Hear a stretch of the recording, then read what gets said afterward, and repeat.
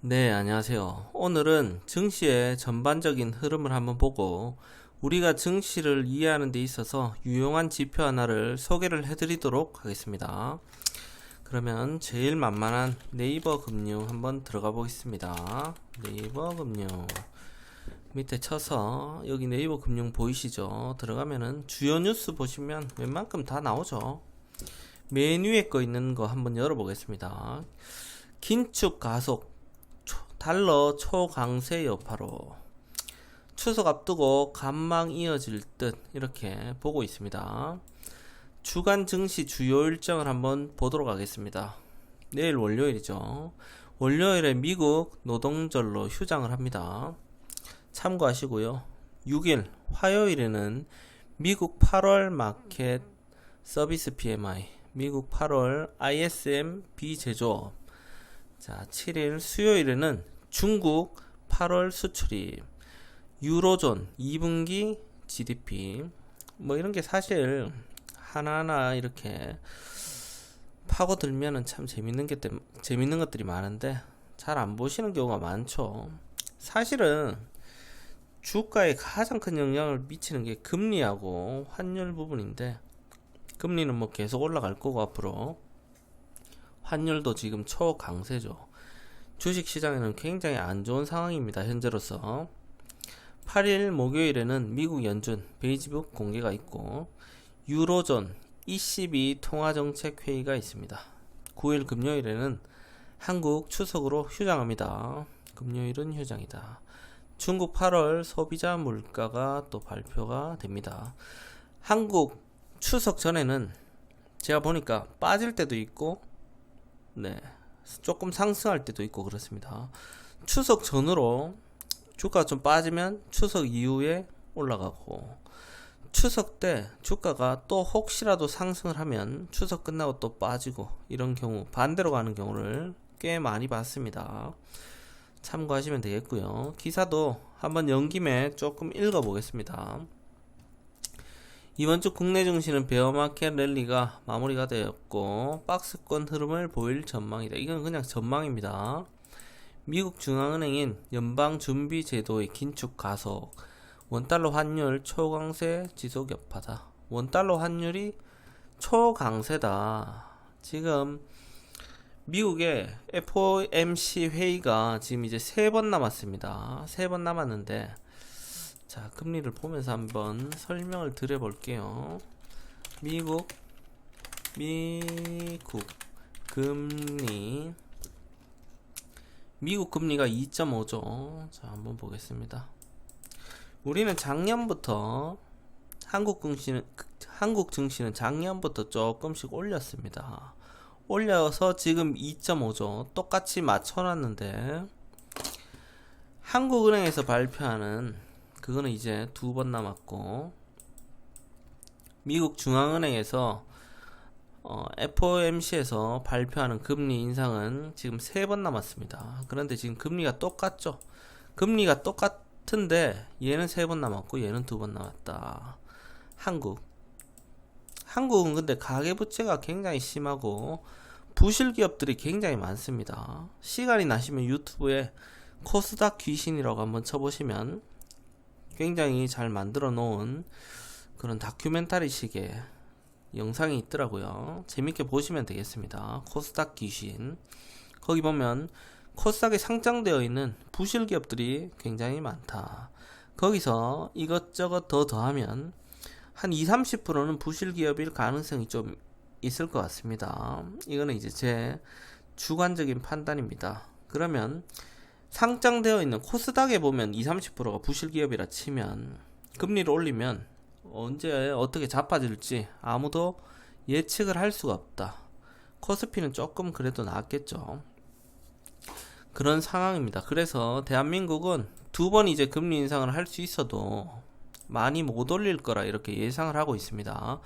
한 번 올릴 때 한 0.25% 정도 예상을 하고 있고, 한 번 더 올려도 0.25% 정도 예상을 하고 있습니다. 그러면 이제 3% 정도 되죠. 그런데 미국의 FOMC에서 발표할 금리 인상은 지금 3번 남았는데 3번 남았는데 만약에 빅스텝으로 3번 간다. 0.5 3번만 올려도 1.5죠. 그러면 얘가 그건 좀 너무 세네요. 1.5는 말이 안 되는 것 같고 1% 정도 올리려면 0.5 한번 올리고 0.25 0.25 이렇게 올리면 1%죠. 만약에 1%만 올려도 미국 금리는 3.5%가 되죠. 그러면 금리 차가 이제 미국이 차이가 많이 난다. 미국이 훨씬 높다. 그러면 투자자들은 금리가 높은 쪽으로 돈이 이동하게 되어 있죠. 그러면 미국으로 돈이 쏠린다. 그렇게 되면 어떻게 될까요? 그러면 환율이 올라간다. 환율이 올라간다. 달러가 미국 쪽으로 쏠리니까 우리나라엔 달러가 별로 없습니다. 그럼 달러가 귀하겠죠. 달러의 가치가 올라가고 원화의 가치는 하락합니다. 그래서 주가도 하락할 가능성이 크다. 환율이 올라가면 주가에 부정적이죠.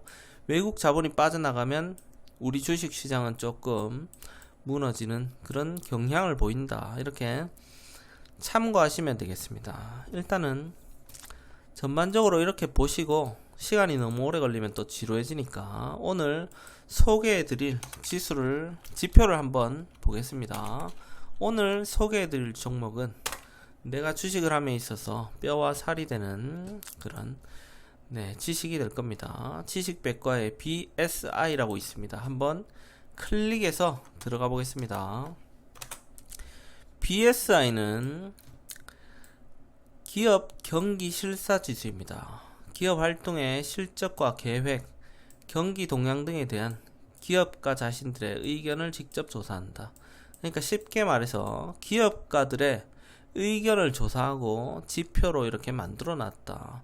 그러면 기업가들은 굉장히 금리, 환율, 경기 변동에 대해서 민감하겠죠. 계획도 세워야 되고 투자도 해야 되고 우리보다는 조금 더 잘 알 겁니다. 기업가들이 8월에 올라갈 거다. 9월에는 경기가 조금 더 좋아질 거다. 이런 식으로 전망을 하는 그 지표로 보시면 되겠습니다.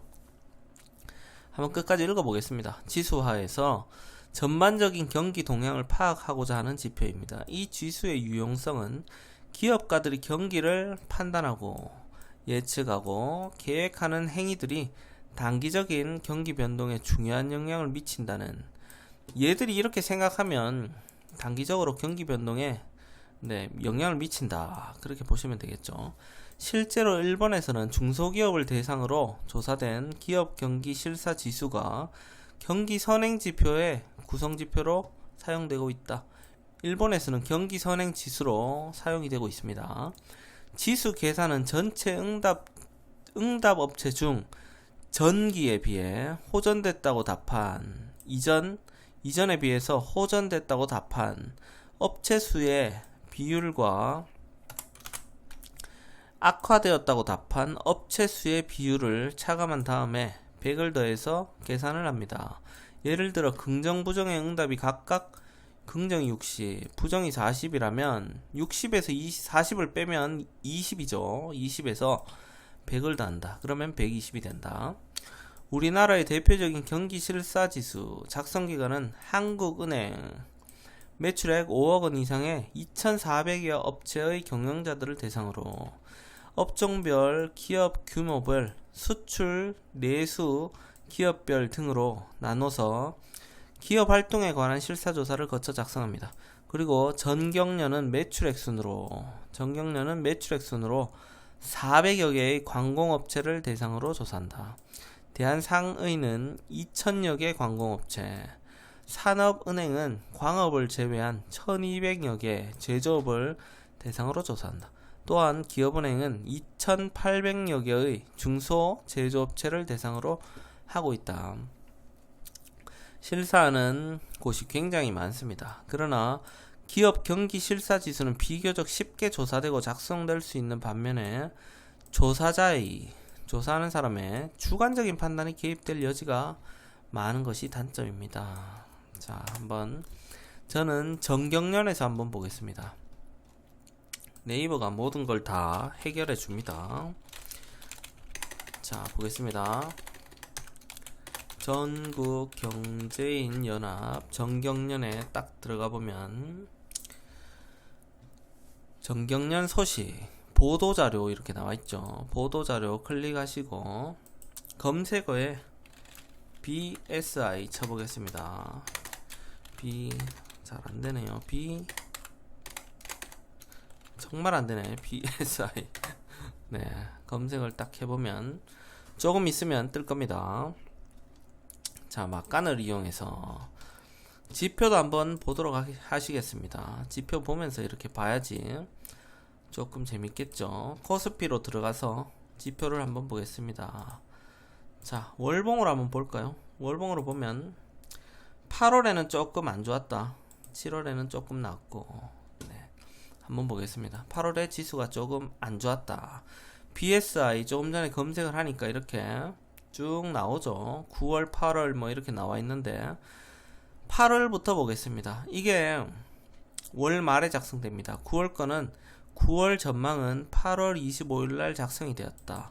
7월 25일 날 작성된 8월 전망. 8월 전망을 봤으면 8월이 어떻겠구나. 지수가 떨어졌는데 기업가들은 어떻게 얘기를 했는지 한번 보겠습니다. 여기 보시면 첨부 파일이 있습니다. 통계편 해서 엑셀 파일이 있고, 여기 원래 보도자료는 한글 뷰어로 이렇게 있습니다. 한글 뷰어로 한번 보겠습니다. 8월 전망 기업 경기 동향조사 BSI 보도일시는 7월 26일 8월이 되기 전에 이렇게 작성이 됐습니다. 경제정책팀에서 네, 이렇게 작성을 했네요. 8월 BSI 90선이 붕괴되었다. 100 이하면 경기 침체, 100 이상이면 경기 확장 국면. 경기 확장 국면이면 주가가 좀 올라가겠지, 이렇게 예상을 해보시면 됩니다. 지금은 100 이하로 굉장히 안 좋다. 제조업 BSI 제조업은 82.5로 더 안 좋다, 이렇게 보시면 되겠습니다. 올해 BSI 고점인 3월 102.1에서 지금 이제 8월 7월 8월 5개월 만에 15.2포인트가 떨어졌습니다. 거의 8월 전망을 기업가들은 완전히 급락시켰다, 이렇게 보시면 되겠습니다. 지수 100 이상에서 단기 하락폭은 메르스 사태 이후에 최대폭이다, 이렇게 보시면 되겠습니다. 내용을 이렇게 쭉쭉 읽어드리면 시간이 조금 걸리니까 한번 보겠습니다. 밑에 내려보면 전망도 있고 실적도 있고 그렇습니다. 이렇게 전망이 7월에 92.6인데 실제로는 85.4, 더 안 좋았다, 이런 식으로 나올 수 있겠죠. 전망과 실적 나오는 거는 조금 다르게 나올 수 있습니다. 자, 내려서 조금 전에 했던 얘기는 종합경기 BSI 전망 추이를 이렇게 자기들이 조사를 하는데, 메르스 확산 때 100 이상에서 5개월 만에 굉장히 꼬라박았다. 19.4포인트나 떨어졌습니다. 그런데 현재 사태가 어떠냐? 현재 사태는 메르스 사태 최고 그 다음번으로 많이 하락했다. 100 이상에서 이렇게 완전히 급락을 했습니다.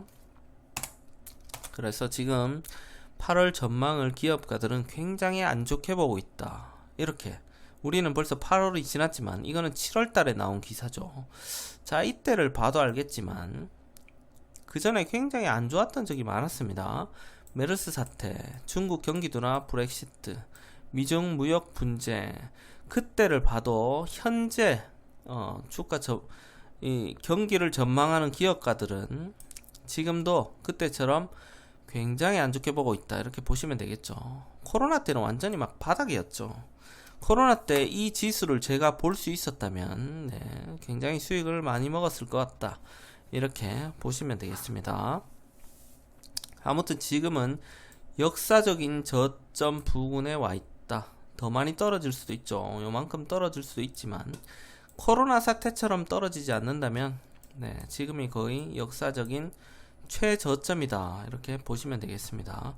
다행히 최저점에서 환율도 아주 환율이 굉장히 치솟으면서 주가를 완전히 밑으로 밀어내리고 있다. 주린이들은 완전히 다 나가 떨어지는 그런 시장이다. 이렇게 보시면 되겠죠. 자, 이렇게 세부적으로도 나옵니다. 8월 전망에서 제조업에 대해서 세부 업종으로 보시면 전자 및 통신 장비는 그래도 조금 낮고, 의약품도 100 정도로 무난하고, 그 이후에는 기업가들이 우리는 8월이 안 좋을 것 같아요, 이렇게 응답했습니다. 비제조업을 보시면 건설과 정보통신은 뭐 무난합니다 했지만, 도소매, 여가 숙박, 외식 이런 쪽은 8월 또 어렵겠습니다, 이렇게 전망을 했습니다. 그렇지만 건설, 정보통신 뭐 할 거 없이 완전히 막 주가가 바닥을 기고 있습니다. 지금 전체적으로 이거는 이제 BSI 전망인데, 우리 증시는 완전히 바닥을 기고 있다, 이렇게 보시면 되겠습니다. 증시는 지금 BSI 지표보다 조금 더 예민하게 반응을 하고 있는 그런 상황입니다. 자, 그러면 우리가 궁금해하는 9월 전망을 한번 보도록 하시겠습니다. 8월 받고 9월은 이번 달 전망이죠. 아직 이번 달이 끝나지도 않았습니다. 자, 이번 달 전망을 보고 우리가 주식 투자를 하는데 조금 참고 자료로 사용하면 좋겠다, 이렇게 보시고요. 9월 전망 기업 경기 동향조사 BSI입니다. 8월 25일 날 작성한 자료입니다. 9월 BSI 95.8로 부진은 지속되고 있습니다. 그렇지만 지수값은 반등했죠. 80몇에서 이제 90몇으로 올라왔습니다. 지수값은 전월 대비해서 플러스 8.9포인트 올라왔다. 그렇지만 100 이하니까 6개월 연속 부진을 면치 못하고 있다, 이렇게 보시면 되겠습니다. 제조업도 96.6으로 올라왔고, 비제조업도 94.8로 올라왔다. 그렇지만 중요한 건 100이 중요하다. 100위로 올라와야 경기가 조금 나을 것 같다. 100 이하는 그냥 안 좋다고 보시면 되겠죠. 그렇지만 8월에 비해서는 많이 올라왔다, 이렇게 보시면 되겠고요. 내수는 98.8, 수출은 98.5. 지금 환율이 올라갔기 때문에 수출 기업들은 굉장히 호재다. 환율을 지금 뭐 한 1300원 후반대 하는데, 항상 수출하는 건 똑같고 환율 받는 걸 100달러를 받았다. 그러면 100달러 받는 것도 똑같은데 원화로 환전을 하면 굉장히 올라가 있죠. 그렇기 때문에 수출 기업들은 돈을 진짜 많이 벌고 있다. 주가는 완전히 나락으로 갔지만 돈을 많이 벌고 있다, 이렇게 보시면 되겠죠. 자, 2021년 2월 이후에 1년 7개월 만에 3개월 연속 동반 침체다. 굉장히 안 좋다, 이렇게 보시면 되겠습니다. 그렇지만 8월보다는 조금 낫다. 기업 경영 활력 제고 위한 규제를 완화해야 될 것 같고, 세 부담을 경감해야 될 것 같고, 세 부담은 이제 조금씩 이뤄지고 있는 그런 분위기입니다. 금리 인상 속도 조절도 필요할 것 같다. 금리 인상 뭐 빅스텝을 우리도 몇 번 했으니까 이제 뭐 크게 못 올리겠죠. 0.25% 두 번 요 정도로 예상하고 있는데, 한 번 더 빅스텝 밟으면 정말 날아가는 겁니다, 우리도. 자, 밑으로 조금씩 보겠습니다. 우리가 볼 때 종합 경기 BSI 추이는 8월에 비해서는 올라간다. 이렇게 끄트머리가 위쪽으로 올라간다. 빨간색이 실적이고, 파란색이 전망입니다. 8월에 안 좋게 봤는데 실적은 조금 좋게 나왔죠. 지금 9월은 전망이 8월보다는 좋아진다. 실적은 뭐 어떻게 나올지 모르겠습니다. 조금 좋아졌으면 좋겠는데, 지금 밑으로 쭉 내려보겠습니다. 내려보면 소비자 심리 지수는 굉장히 안 좋다. 소비자 심리 지수가 안 좋으면 지금 위험 자산을 조금 회피하는 경향이 있다. 그러면 금리가 올라가기 때문에 채권 가격이 떨어지죠. 채권과 채권을 조금씩 모으는 사람들도 있을 거고, 예금 금리, 적금 이쪽으로 주식에서 빼서 그쪽으로 돈을 돌리는 그런 사람들이 많이 생겨날 거다. 소비자 심리 지수가 안 좋다는 건 우리같이 조금 중장기 투자하는 사람들에겐 굉장히 호재다. 굉장히 소비자들이 벌벌 떨고 있다. 경기에 대해서 겁먹고 있다.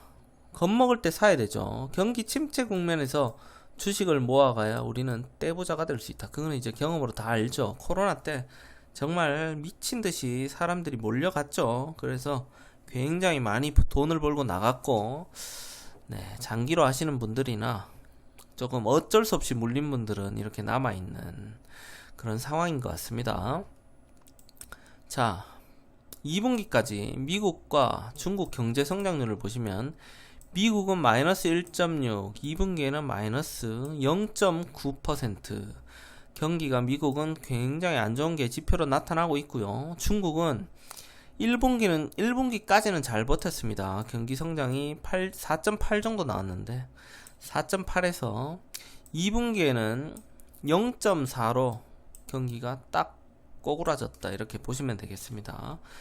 1분기 이후에 좀 안 좋았죠. 봉쇄도 있었고, 정책도 강화돼서 굉장히 기업가들이 힘들어하는 그런 상황이었다. 이렇게 보시면 되겠습니다. 자, 우리가 항상 주식을 함에 있어서 항상 뉴스도 보고 유튜브도 보고 많이 보는데 전망이 어떻게 되지? 올라가는 거야? 내려가는 거야? 이렇게 전문가들도 어떤 사람은 올라간다고, 어떤 사람은 빠진다고, 어떤 사람은 지금부터 사야 된다고. 뭐가 맞지? 이런 경우가 굉장히 많은데 BSI 추이를 보시면 우리는 조금 어느 정도 예측을 할 수가 있다. 명확하게 이렇게 기업가들은 답을 주고 있습니다. 그러면 9월 달에 조금 올라가면 좋겠는데 지표를 한번 보면, 자, 지표 한번 보겠습니다. 코스피 지표 보면 좀 안 좋네요. 자, 월봉으로 봐도 코스피 지수가 별로 안 좋다. 그렇지만 지금 120월선 여기하고 5월선 요 사이에서 방향을 아직 결정짓지 않았다.